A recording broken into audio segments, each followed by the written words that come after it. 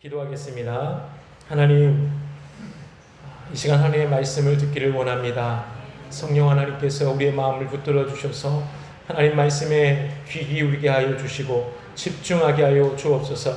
그 말씀이 생명의 씨앗이 우리 마음에 심겨져서 30배, 60배, 100배의 열매를 맺게 주님 인도하여 주시옵소서. 예수님의 이름으로 기도합니다. 아멘.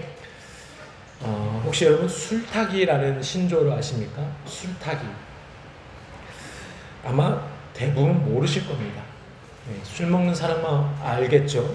이걸 안다고 자랑스럽게 얘기하면 조금 의심해 볼 필요가 있는데, 술타기라는 말은 음주운전을 하다 교통사고를 일으켜 음주 사실이 들통날 위기에 처한 운전자가 도주를 하게 됩니다.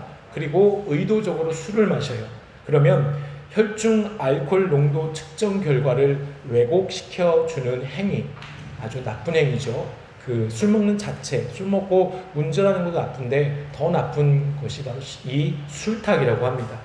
그래서 현재 경찰은 이 음주 사고 당시 혈중 알코올 농도를 측정하지 못했다면 그가 섭취한 술의 종류가 무엇이고 또 그 사람이 체중이 얼마큼 되고 또 남자인지 여자인지 그런 등을 다 이제 구분해서 측정을 하게 되는 게 이걸 바로 위드마크라고 합니다. 이 위드마크 음주 측정 공식을 적용하고 있는데 술타기를 하면은 이것이 안 된다라는 거예요. 왜곡된다라는 거예요. 그래서 재판에서도 이것을 잘 인정해주지 않아요. 그래서 사람들이 일반적으로 그 술타기를 듣게 돼서 일단 무조건 음주운전하고 잡히게 되면 무조건 도망가는 거예요. 숨어서 술 먹고 또 술 먹고 해서 혈중 알코올 농도를 왜곡시키는 그 잘못된 모습이 오늘날 있게 됩니다. 이번에 인기 트로트 가수 김모 씨가 음주운전 사고를 낸 뒤에 먼저는 운전자 바꿔치기를 했고 또 술타기 등으로 현재 구속 수사 중입니다. 10월까지 판사가 연기를 했다고 하는데, 국회에서는 이러한 술타기 사건과 관련된 법을 보완하려는 그 법을 보완하려고 움직이고 있습니다. 실제 국민의힘 한 의원은 지난달 24일 일명 술타기 수법으로 음주 측정을 방해한 가수 김모 씨 사태의 재발을 방지하고 음주운전에 대한 처벌을 대폭 강화하는 내용의 도로교통법 개정안을 발의했습니다. 저는 이 기사를 보면서 일명 술타기 수법을 통해서 무엇을 생각하게 됐느냐? 죄가 너무나 위험하다. 죄의 심각성에 대해서 생각해 보았습니다. 처음에 기분 좋게 모임을 가졌을 겁니다. 그리고 술이 한 잔, 두 잔 들어갑니다. 결국 술에 취하게 되었고 결국 법을 어기는 범죄까지 이르게 되었습니다. 그 과정에서 운전자를 바꿔치기 하고 술타기라는 욕심이 낳은 거짓이 바로 이것이 분명 죄임을 알면서도 아무렇지 않게 그 순간을 모면하기 위해 그의 마음에 꿈틀거리게 만들었다는 것이죠. 이러한 모습을 보면 야고보 사도가 말한 욕심이 잉태한즉 뭐를 낳고요? 죄를 낳고 죄가 장성한즉 사망을 낳느니라는 말씀이 너무나 정확하게 들어맞는 모습이 아닐까요? 그래서 오늘 이러한 죄에 대해서 함께 나누고 은혜를 나누기를 원합니다. 자, 예레미야 46장에서 51장에는 우리가 지난주에 얘기한 것처럼 이스라엘 주변에 있는 10개 나라들에 대한 하나님의 심판 예언이 기록되어 있습니다. 그래서 지난주에 우리가 어느 나라에 대해서 보았죠? 네, 그렇죠. 그렇습니다. 맞습니다. 그것입니다. 암몬이라는 나라에 대해서 우리가 보았습니다. 그리고 오늘 50장에서 51장에서는 10개의 나라 중 마지막 나라예요. 여러분 잘 알고 계시는 바벨론이라는 나라에 대한 하나님의 심판의 말씀입니다. 그래서 오늘 본문은 사실 BC, 예수님 오시기 전 2500여 년 전에 있었던 일이에요. 그 당시 그 시대를 살아가는 사람들에게는 오늘날 미국과 같이 이 바벨론은 도저히 무너지지 않을 나라처럼 보였을 정도로 큰 강대국이었습니다. 그래서 그 누구도 바벨론이 망할 것이라고 생각하지도 못했죠. 그런데요, 이런 바벨론이 심판받아 망하게 될 것이라고 50장, 51장에서 말씀하시는 거예요. 특별히 50장 29절에서 46절까지 보면은 그럼 왜 이들이 하나님의 심판을 받게 되느냐, 그 이유에 대해서 정확하게 알려주십니다. 자막을 보시면 가장 먼저는 바벨론은 뭐 했다? 교만했다. 앞에서 말씀드린 대로 그들은 재력, 군사력, 학식 등 엄청난 많은 것을 가진 강대국이었어요. 그래서 이것을 우리가 노력해서 얻은 것이다 라고 여긴 것이죠. 근데 하나님은 바벨론을 북극 강력 아주 강한 나라로 만들어 주셨어요. 왜? 바벨론을 통해서 주변의 나라를 심판해야 하기 때문이죠. 그러니 그들의 모든 것은 누가 하셨다? 하나님이 하셨다라는 거예요. 근데 이들은 자기 스스로 높여서 교만한 모습이 그들 안에 있었다는 거죠. 두 번째, 이들이 심판받는 이유가 뭐냐? 읽어볼까요? 시작. 예, 저들을 학대했죠. 그죠? 그리고 포로로 잡아가서 놓아주지 않았어요. 세 번째, 이들은 우상 숭배를 했다. 당시에 이 사람들은 태양과 바람과 폭풍을 주관한다고 믿는 신이 있는데 그 신은 벨 혹은 무로닥이라는 신을 섬겼어요. 또 뿐만 아니라 그의 아들 느보라는 신, 농사를 주관하는 느보라는 신을 섬기고 있었습니다. 숭배했습니다. 결국 이런 본문에서 죄로 인하여서 하나님은 반드시 이들을 심판하겠다라고 말씀하셔요. 그래서 BC 582년에 메대와 바사, 메대는 오늘날 이란이고 바사는 이라크를 얘기해요. 이 메대와 바사의 연합군으로 인하여서 바벨론은 멸망을 당하게 됩니다. 구체적으로 멸망당할 당시에 있을 일들이 51장 1절에서 4절, 오늘 본문 바로 전 단락에 기록되어 있어요. 그래서 오늘 본문 5절에서 10절에서는 이러한 심판이 바벨론에 있을 것이니 그곳에 남아있는 선민 이스라엘 백성들은 속히 그곳을 떠나라 라고 말씀하시고, 훗날 하나님께서 바벨론을 심판하신 후에 이스라엘 백성들이 그 일을 보고 하나님을 높일 것이다 라고 하나님을 찬양하자 하고 결의하는 장면이 10절에 기록되어 있습니다. 저는 오늘 본문의 말씀을 늘 묵상하면서 역시 하나님은, 따라해보세요. 하나님은 역사의 주관자이십니다. 믿으십니까? 오늘날 이 세상에 많은 나라들이 막 여러 변동이 있고 변화가 있고, 그죠? 어느 나라는 힘이 약해지고는 또 힘이 세지고, 이런 모든 것들의 중심에 누가 계시다? 하나님이 계시다라는 것을 잊지 말아야 돼요. 그래서 우리는 이 모든 과정을 통해서 세상 사람들이 자랑하는 것들을 의지하고 바라보는 것이 아니라 오직 역사의 주관자 되시는 하나님만을 바라보고 믿음으로 살아가야 된다라는 것을 오늘 말씀을 통해서 우리에게 알려주고 있습니다. 그런데요, 저는 오늘 이 말씀을 묵상하면서 놀라운 또 다른 하나님의 은혜를 깨닫게 되는데요, 그것은 말씀을 읽어가면서 함께 나누도록 하겠습니다. 다시 본문 6절 한번 읽어볼까요? 시작.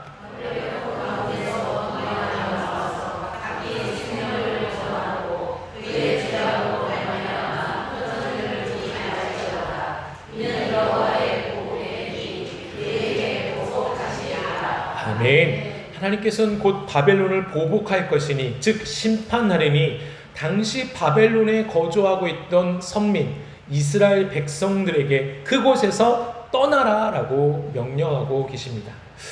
쉽게 설명하면 다음과 같아요. 여러분, 만약 우리나라에 전쟁이 일어나면 미국은 이에 대한 정보를 입수해서 먼저 자국민들을 비행기나 혹은 배로 제3국 아니면 모국으로 다 떠나게 합니다. 실제적으로 그런 훈련도 지금 하고 있죠. 이처럼 바벨론에 하나님의 심판이 임하기 전 당신의 선민 이스라엘 백성에게 그곳에 너희들이 있다면은 똑같이 죽게 될 것이니 속히 그곳을 떠나라고 하신 명령이 이 6절의 말씀이에요. 그러면 하나님이 내리신 그 명령을 조금 더 구체적으로 한번 볼까요? 먼저 하나님이 이스라엘 백성들에게 이러한 명령을 하십니다. 첫 번째 명령, 시작.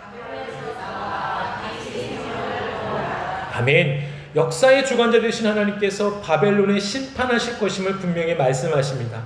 근데 이 심판의 말씀이 절대로 변하지 않게 확실하게 임할 것이기 때문에 하나님은 그곳에 살던 이스라엘 백성들에게 빨리 신속하게 도망하여 너희의 목숨을 건져라 라고 하시는 거예요. 그러면 이런 확실한 하나님의 말씀을 듣는 이스라엘 백성이라면 어떻게 하면 될까요? 하나님이 이렇게 말씀하셨으면 우리는 어떻게 하면 될까요? 이스라엘 백성들은 그냥 떠나면 되는 거예요. 나가면 되는 거예요. 근데 이들은 떠나지 못했어요. 쉽게 떠나지 못했습니다. 왜냐하면 그곳에 자신들의 삶이 있었기 때문이에요. 이거 쉽게 이해가 되지 않습니다. 왜냐하면 포로에서 이제 해방됐다. 감옥에서 이제 나왔다. 근데 왜 저들은 이렇게 머뭇머뭇거리지? 왜 가지 않지? 떠나지 않지? 의문이 생길 수 있어요. 그래서 이를 알기 위해서는 당시 배경이 필요한데 남유다를 멸망시킨 나라가 바벨론이죠. 그때 당시에 왕이 누굽니까? 느부갓네살 왕이에요. 근데 이 왕은 포로를 잡아온 저 남유다 백성들을 억압하지 않았어요. 바벨론 땅에서 너희들이 하고 싶은 대로 편하게 살아라 유한 정책을 폈어요. 처음에 여러분 이스라엘 백성들 생각해 보세요. 처음에 이 말을 듣고 이해가 되지 않았겠죠. 왜 이러지? 잘해주면 뭔가 이상하잖아요. 왜 이러지? 왜 이러지? 그러다가 하루 이틀을 살아갑니다. 1년, 10년을 살아갑니다. 이러한 삶에 저들에게 이미도 적응이 된 것입니다. 그리고 몇 년을 그 바벨론을 살게 되죠? 무려 70년을 살게 돼요. 그러니 바벨론은 이제 그들의 제2의 고향이라고 말할 수 있을 정도로 그들의 집과 그들의 재산과 그들의 일터가 있었습니다. 그러니 아마도 먼저는 이 바벨론의 멸망을 저들은 원하지 않았을 겁니다. 또 멸망한다고 해도 당장 떠나기는 어려웠을 겁니다. 결국 이러한 고민은 하나님과 떠난 삶을 살았기에 하나님께서 왜 자신들을 선택하셨는지, 자신들을 통해 하실 하나님의 뜻, 즉 하나님만을 섬기는 나라 백성으로 살아야 하는 그 사명을 잊었기에 나오는 머뭇머뭇한 저들의 연약한 별단의 모습을 보는 것을 여러분 꼭 기억하시길 바랍니다. 그런데요, 저는 이러한 이스라엘 백성들의 마음을 보면서 인간의 죄에 대해서 한번 생각해 본 거예요.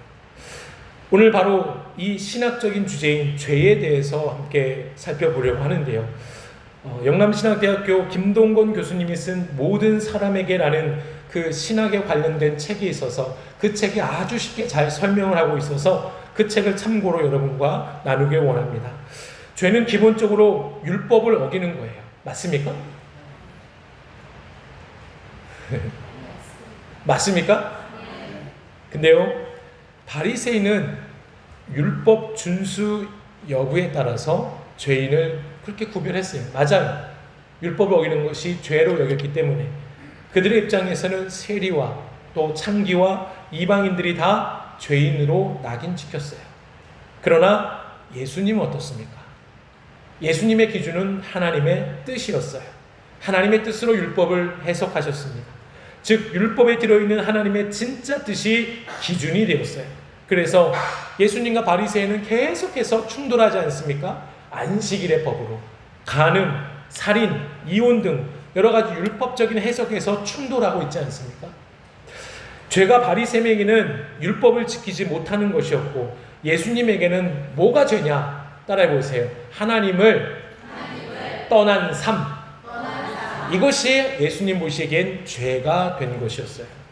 율법을 벗어나는 것도 분명 죄입니다. 그러나 성경에서 말하는 죄는 더 근본적인 것을 얘기하고 있는 거예요. 자, 자막을 보세요.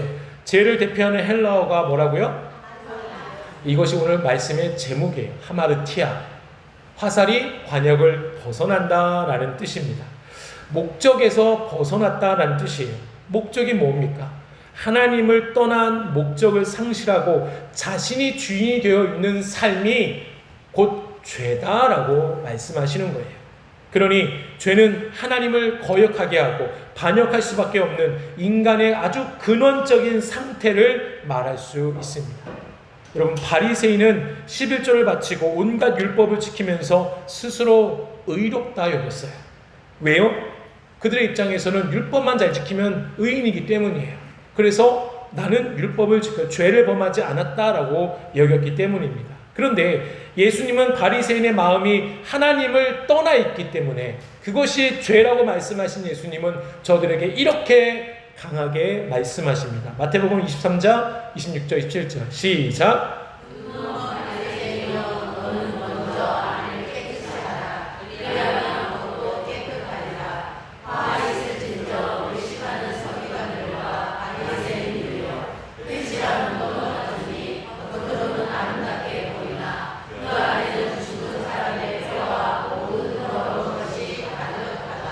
아멘. 그렇습니다. 죄는 율법을 준수하지 않는 것이라 할 수 있지만 근본적인 것은 하나님을 떠난 삶이 바로 죄다라고 말씀하시는 거예요. 그러니 이러한 죄로 인하여 다시 말해 하나님을 떠난 삶을 사니까 거기서 파생되는 죄가 뭐예요? 거짓, 욕심, 분쟁, 시기, 이것이 다 나타나는 거예요. 이해가 되십니까? 그래서 오늘 본문에서 이스라엘 백성들이 바벨론에서 하나님을 떠난 삶을 살아가게 되니까 하나님 주신 사명을 잊어요. 하나님만을 섬기는 백성으로 살아가는 그 사명을 잊고 세상에 대한 욕심으로 바벨론을 쉽게 떠나지 못한 것입니다. 여러분, 이러한 이스라엘 백성들의 모습을 보며 죄에 대해 깊이 깨닫는 시간이 되기를 간절히 원합니다. 죄는 화살이 관역을 벗어난 것, 하나님을 떠난 삶이에요. 그 목적대로 살지 못하는 거예요. 내가 원하는 삶을 추구하며 이로 인해서 거짓과 욕심과 미움과 시기와 질투 등이 죄로 파생된 그 다양한 모습들이 나타나게 된다는 것을 기억하시기 바랍니다. 우리의 삶은 어떻습니까? 여러분, 매일 삶 속에서 반복되는 죄가 있습니까? 없습니까? 있어요. 그래서 너무나 가슴 아파하고 있지 않습니까? 가슴 아파하는 게 정상이죠. 가슴 아프지 않고 당당하게 있으면 그게 문제라는 거죠.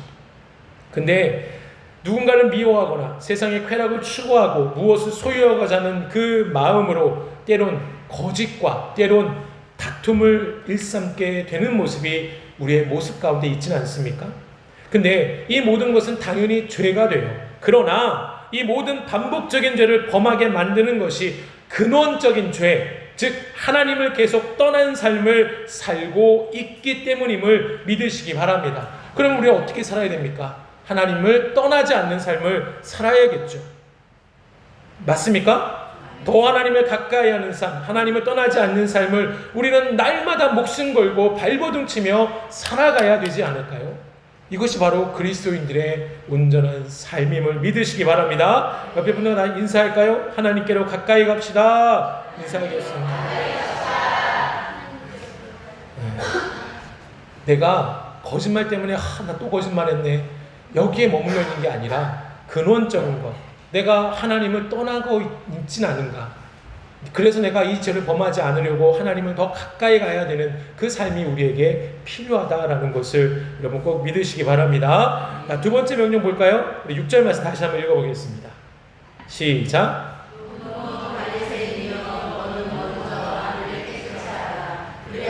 아니요. 본문 6절. 시작.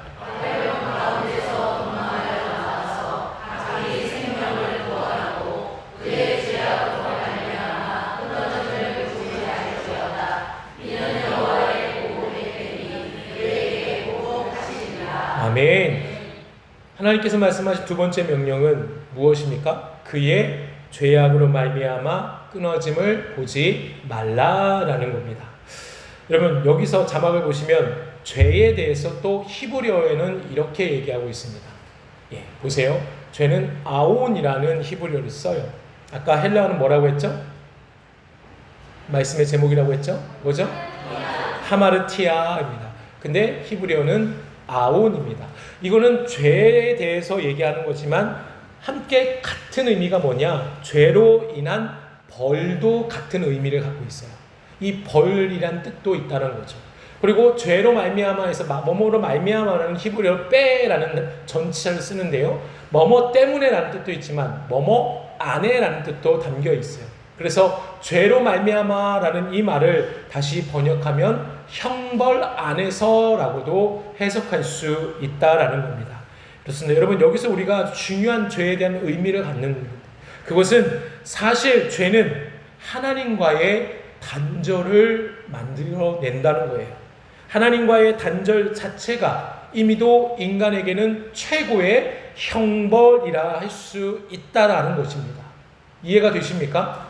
죄는 벌을 받아요. 그 벌은 곧 하나님을 떠나게 만든다는 거예요. 이것 자체가 결국은 우리에게 있어서 가장 큰 형벌이다라는 것을 얘기하고 있습니다. 이것은 방금 앞에서 나는 죄의 근원적인 뜻이 뭐라고요? 하나님께 떠난 삶이다. 이것과 이어지게 되겠죠.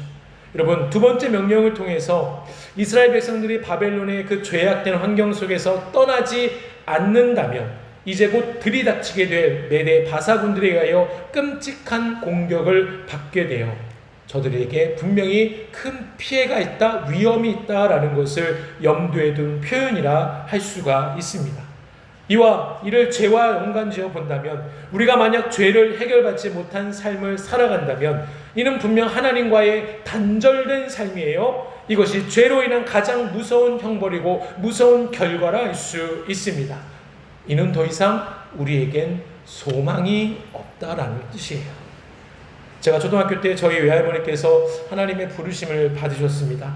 지병이 있어서 돌아가신 것이 아니라 다음날 아침에 외할아버지께서 돌아가신 것을, 외할머니가 돌아가신 것을 발견하셨다고 합니다. 사람은 한 번은 꼭 죽습니다. 이는 하나님께서 만드신 불변의 법칙이죠. 그런데 부모님의 죽음을 미리 알고 마음으로 미리 준비하는 자녀들과 갑작스럽게 돌아가신 부모님을 맞이하는 그 자녀들의 마음은 아마도 천지 차이일 것이라 생각이 듭니다. 물론 부모님의 죽음은 정말로 힘들고 어려운 것이죠. 누구나 이해할 수 없는 경험이기 큰 충격입니다. 사랑하는 사람과 떠나기 때문에 큰 충격이에요. 아무튼 저희 어머니께서는 바로 이 후자, 준비되지 못한 부모님의, 어머님의 죽음이었기 때문에 너무나 가슴 아파하셨습니다. 이를 잘 느낄 수 있었던 사건이 장례가 마치고 얼마 지나지 않아 함께 식사를 하고 있었는데 저희 어머니께서 갑자기 하염없이 우시면서 저와 저 형에게 이렇게 얘기했습니다. 너희들은 좋겠다. 부모가 살아있어서. 함께 식사를 하던 형과 저는 아무런 이야기를 할 수가 없었습니다. 여러분, 죽음이라는 현실은 누구도 경험하지 못했기 때문에 충격이고 슬픔이며 단절입니다. 그런데요, 이렇게 사랑과의 이별도 너무나 큰 충격과 슬픔과 아픔이 오는데 하나님과 온 우주 만물을 창조하신 하나님과의 관계가 단절된다면 어떻게 될까요? 여러분, 우리는 이것에 대해서 슬퍼하고 가슴 아파해야 할 줄로 여러분 믿으시기를 바랍니다. 하나님과의 단절은 소망이 없어요. 절망이에요. 그 어떤 것도 바라볼 수 없는 아주 절망의 상태입니다. 이러한 이유로 우리는 반드시 죄와 멀리 해야 하는 삶을 살아야 한다는 것이에요. 하나님께 더 붙어있는 삶을 살도록 날마다 발버둥 쳐야 한다라는 것을 여러분 꼭 기억하시기를 바랍니다. 아멘. 그러면 우리는 좀 더 구체적으로 어떻게 살아야 되는 것일까? 마지막 정리하며 말씀을 마치기를 원합니다. 죄에 대한 신학적인 주제가 죄론이라고 합니다. 죄론. 죄에 대해서 이야기하는 것은 여러분, 누군가 내 죄에 대해서 얘기하면 기분이 좋습니까? 나쁩니까? 그죠? 좋아하는 사람은 없을 거예요. 아유, 내 죄가 그냥 묻고 싶은데, 그냥 아무도 모르게 지나가고 싶은데 누가 자꾸 내 죄를 들춰내요. 싫죠. 말하기 싫죠. 그런데요, 우리 예수 그리스도 안에서는 죄를 드러내는 것이 우리에겐 너무나 큰 복입니다.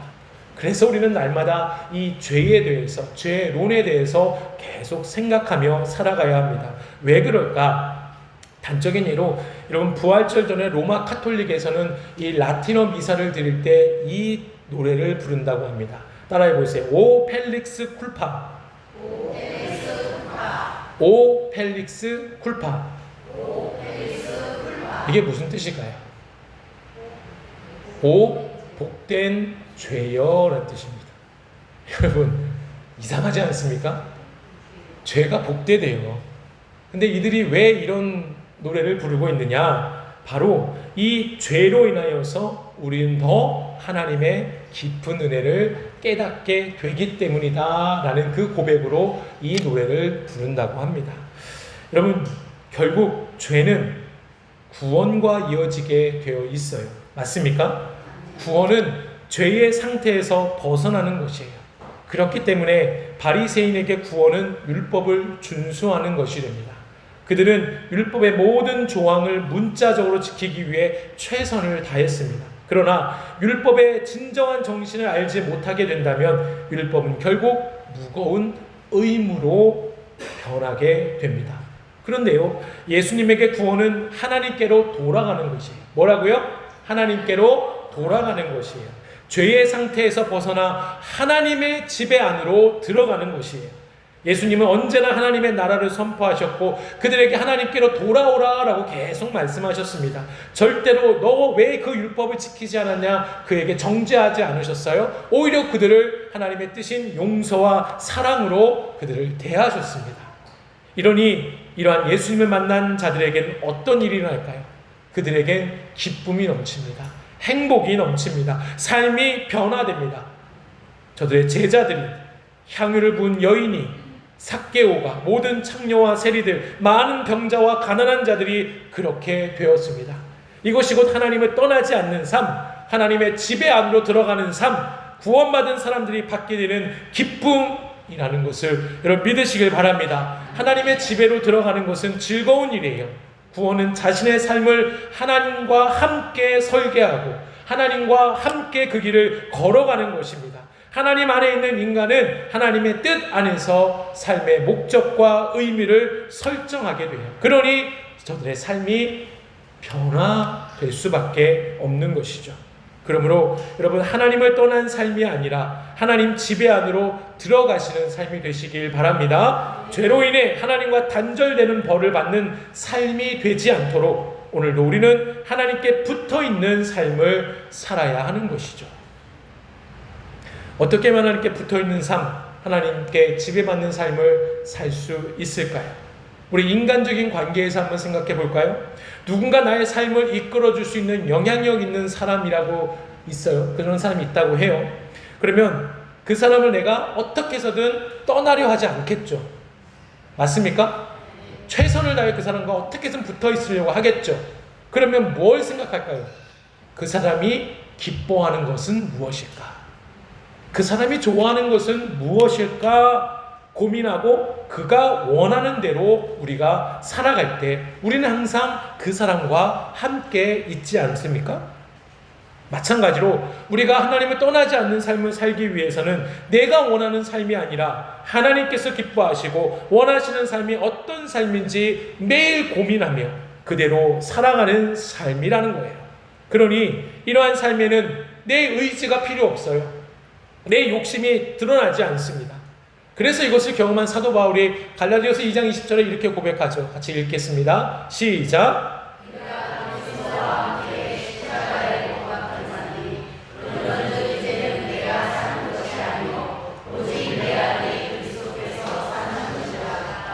이제 내가 육체 가운데 사는 것은 나를 사랑하사 나를 위하여 자기 자신을 버리신 하나님의 아들을 믿는 믿음 안에서 사는 것이라. 아멘. 여러분, 나의 의지를 십자가에 못 박고 내 안에 그리스도께서 사실 수 있는 모든 것을 내어드리는, 나의 모든 것을 내어드리는 그 믿음의 삶이 하나님을 떠나지 않는 삶을 살 수 있게 만든다는 거예요. 그러니 나의 욕심, 나의 의지를 십자가에 못 박으려고, 하나님을 떠나지 않는 삶을 살려고, 하나님의 지배를 받으려면 바로 이러한 삶이 이어질 수밖에 없습니다. 이 말씀을 내가 온전히 믿고 실천하게 된다면 이 삶이 자연스럽게 나오게 돼요. 그것이 뭘까요? 말씀과 기도예요. 믿으십니까? 세상에서 내가 의지하는 사람이 우리 집에 머문다 생각해 보세요. 내가 정말로 그 사람을 의지하는 사람이 우리 집에 와요. 우리 집에서 머문다 생각해 보세요. 그러면 그 사람을 위해서 내가 원하는 음식을 준비합니까? 내가 좋아하는 음악을 틀어놓습니까? 아니죠. 그 사람이 좋아하는 음식을 준비하고 그 사람이 원하는 음악을 틀어놓고 모든 것을 다 그 사람에게 맞추게 되어 있지 않습니까? 그 사람이 하나도 불편함이 없도록 모든 것을 철저하게 준비합니다. 이렇게 내 안에 예수 그리스도께서 사실 수 있도록 예수님에 대해 알 수 있게 만들어주는 방법이 바로 말씀과 기도라는 거예요.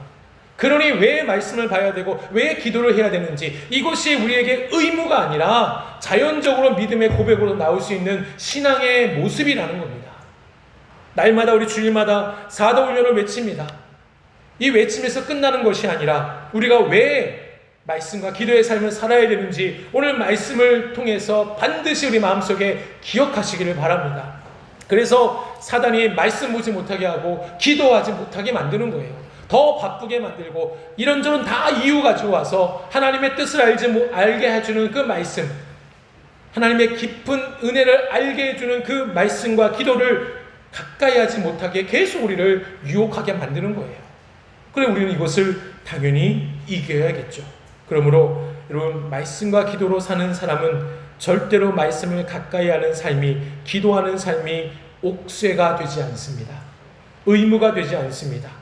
기쁨으로 기꺼이 하게 되는 믿음의 삶이라는 것을 믿으시기를 바랍니다. 그래서 여러분, 죄는 하나님을 떠난 삶, 관역을 벗어난 삶, 목적을 잃는 삶임을 여러분 꼭 기억하시기 바랍니다. 그래서 더 하나님을 떠나지 않도록 발버둥치며 오직 예수 그리스도께서 내 안에 사셔서 나를 지배하시는 삶으로 기쁨이 넘치는, 즐거움이 가득한 삶이 되시길 바랍니다. 그러니 하나님께 붙어있는 삶을 살기 위해 더 말씀, 더 기도의 삶을 살아가시는 믿음의 성도들 되시기에 주님의 이름으로 축원합니다. 기도하겠습니다. 우리가 기도하기 전에 결단의 찬양을 하길 원하는데요, 방금 읽었던 갈라디아서 2장 20절의 그 바울의 고백이 우리의 믿음의 고백이 되어서 이제 더 이상 말씀과 기도가 의무가 아니라 내가 더 하나님께 가까이 가기 위한, 죄를 하나님을 떠나는 삶이 아니라 하나님 기뻐하시는 삶, 내 안에 예수 그리스도께서 나를 지배하시는 삶을 살 수 있도록 인도해 주시는 것이 바로 말씀과 기도임을 믿고 내가 그렇게 살겠습니다. 내 의지와 내 욕심을 십자가에 못 박겠습니다. 그 결단의 마음으로 함께 찬양하겠습니다.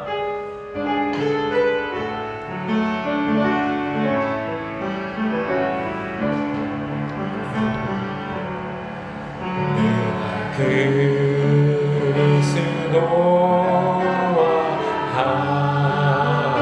함께 십자가에 못 박혔나니, 그런즉 이제 내가 산 것 아니요 오직 내 안에 예수께서 사신 것이라네. 이제 내가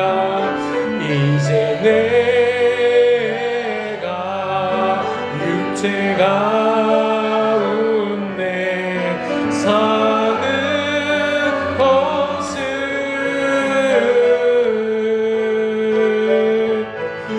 나를 사랑하사 자기 못